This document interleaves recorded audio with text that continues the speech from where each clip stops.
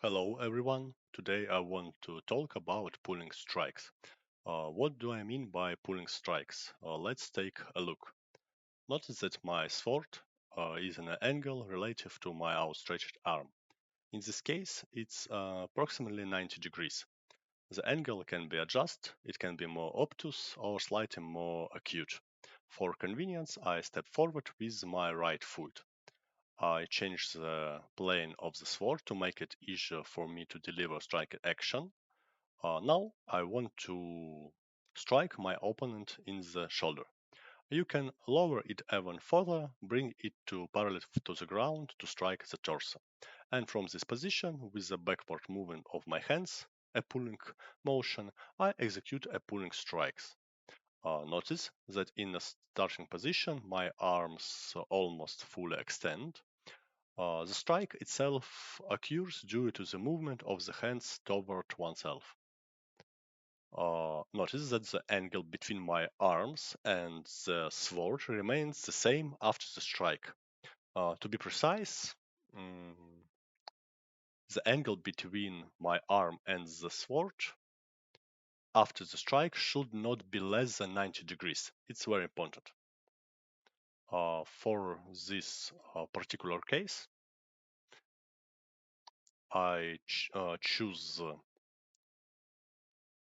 and the angle is like 110 degrees, and after the strike it's no less than 90.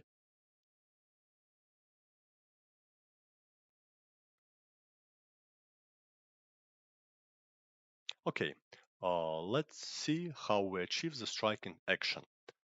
Again, pay attention to the angle between arm and the sword.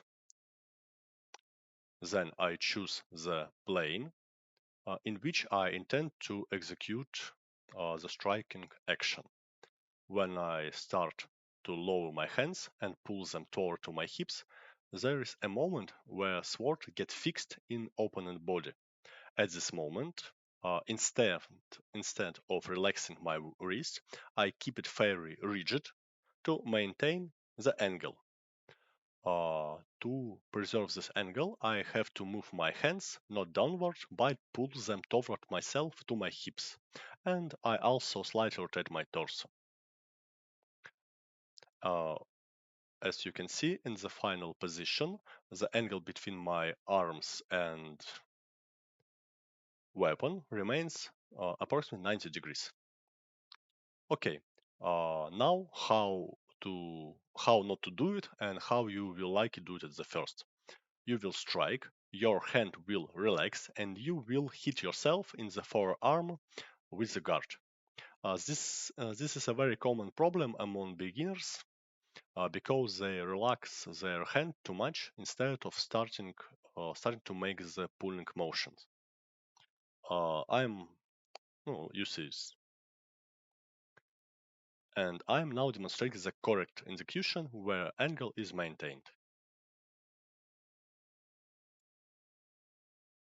The next thing I want to talk about is that is often difficult to maintain the angle between the arm and the sword. This usually happens if we get too close to the striking zone. In this particular case, it is difficult to maintain angle and change solely by pulling the hands. The blade gets stuck. To solve this problem, we can add a twisting, rotation of the torso.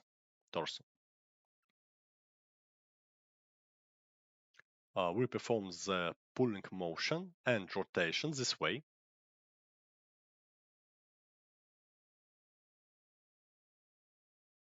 And if we are very close to the opponent, we can execute a proper pulling strike. You see it.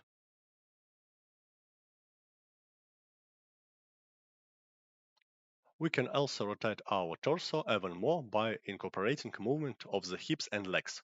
Such a strike will be very powerful. I can deliver it almost point blank to the opponent. Notice how close the distance is right now. There are obvious drawbacks. This way we turn our back to the opponent. But I'm showing this option just to demonstrate the principles. Okay, let's go. Let me show you how this look from the front. The right foot is forward, you can use the left, but the right will be more convenient to twist. I change the plane of the weapon, my arm is straight, and with this motion I pull the sword over my hips, trying to maintain the angle between my arms and the weapon no less than 90 degrees. If you don't maintain angle, you will most likely perform a slicing action. What we need is chopping action followed by a slicing one. It is powerful, but if we are close to the opponent, it's likely that won't be able to do it this way. The sword will get stuck. We can add torso rotation, the strengthen the strike, and to prevent it from getting stuck, like this. Okay. In addition to rotation, to simplify the correct execution of the pulling strike, you can add the slipping. What is slipping? Let's take a look at the video. Here I am standing close to the opponent. I move one leg back, keeping my weight on the front leg, while trying to keep my shoulders at the same distance from the opponent. My body angle has changed. Uh, the hand, the hands didn't move away from the opponent, but the leg did. And as I step back, I execute the pulling strike without additional torso rotation, like this. Well, why do I call this step slipping and distinguish it from a regular step back? Let's take a look. I will now find a distance from which I can reach the opponent with a pulling strike without moving from my position. Uh, if I perform a pulling strike during a regular step back, due to the body displacement in space, I will not longer reach the striking zone. See my body, see my shoulders, and with a regular step back, I can't reach striking zone with the pulling strikes. You see. This problem can be solved by slipping. With this help, I can deliver a pulling strike and still end up a safe distance from the opponent. Slipping, stretch my hand, slipping, pulling strike.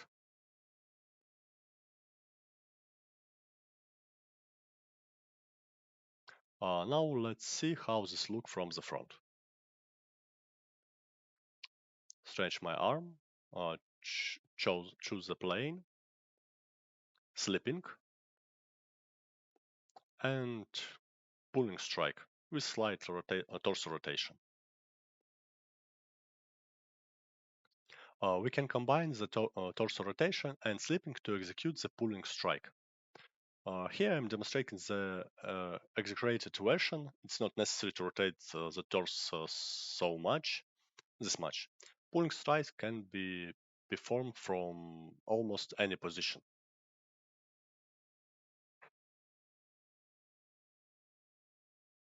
One of important things, advantage of pulling strike is that despite being slower than regular strikes, after the pulling motion, we immediately step back from the opponent.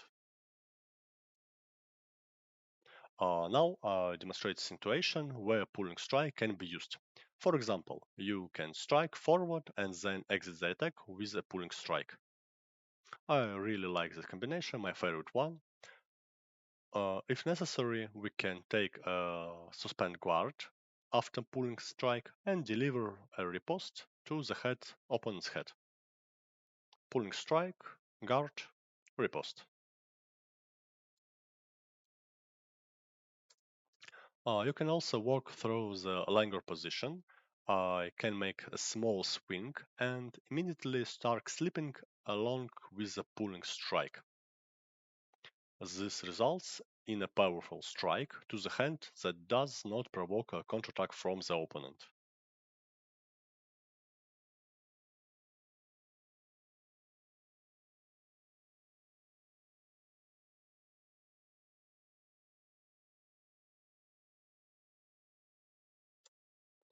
Pulling strike can also be used as offensive action at medium and long distance. Note that the strike occurs while moving backward, not forward. This is very important. Now I'm demonstrating a different variation.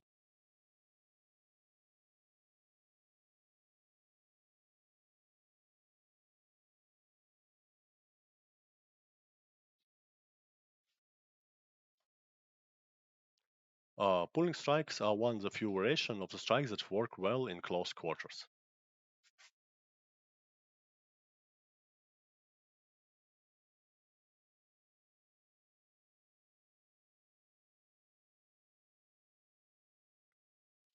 We can also perform a series of strong attacks close to the opponent, alternating them with regular strikes.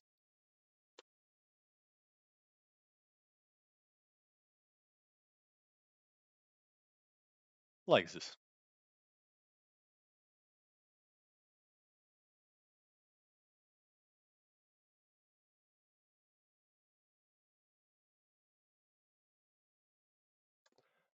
Before we're going to pulling strike from before, we are doing pulling strike from right to left, but can we do them from the left to right? Yes, we can. We change our stance and now the left foot is forward. But now we focus on our left hand, as it's most important for a correct pulling strike. The right hand just help us to stabilize the sword, but we don't strain it too much. The main pulling action is done with our left hand. And notice my final position. My blade moves backward and downward due to inertia. Why we can do it like we do it before? Uh, if, if we increase, uh, you see, I have some problems with my movement, but if we increase possible path of the blade, we will have enough room to accelerate the sword. Uh, this action is very complex and requires a lot of separate practice.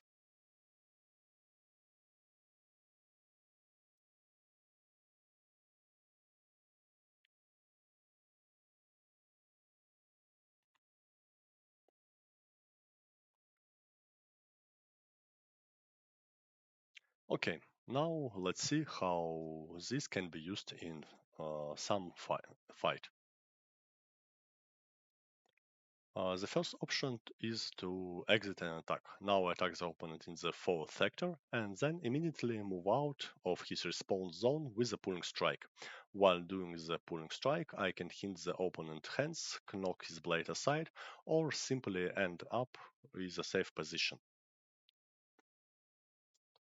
Next one, pulling strike from the longsword position. In this case, it will be difficult for the opponent to hit your hands because during the pulling motion you move your hand out of the striking zone. Very helpful versus beginners.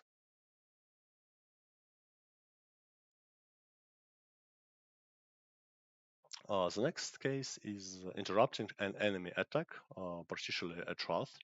I don't aim at the blade, I just perform a pulling strike while stepping back, and I'm very likely to knock the opponent blade off the trajectory of the strike or thrust. The next variation is a pulling strike from the left to the right, which can be used for a counterattack to the hands. It's work very well for hitting the glove if your opponent is right-handed.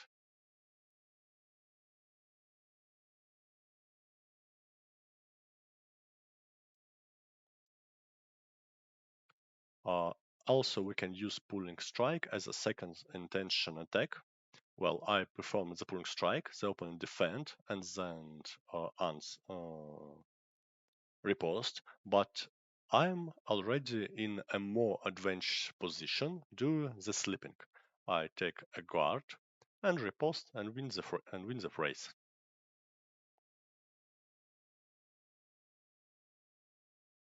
Okay, let's summarize.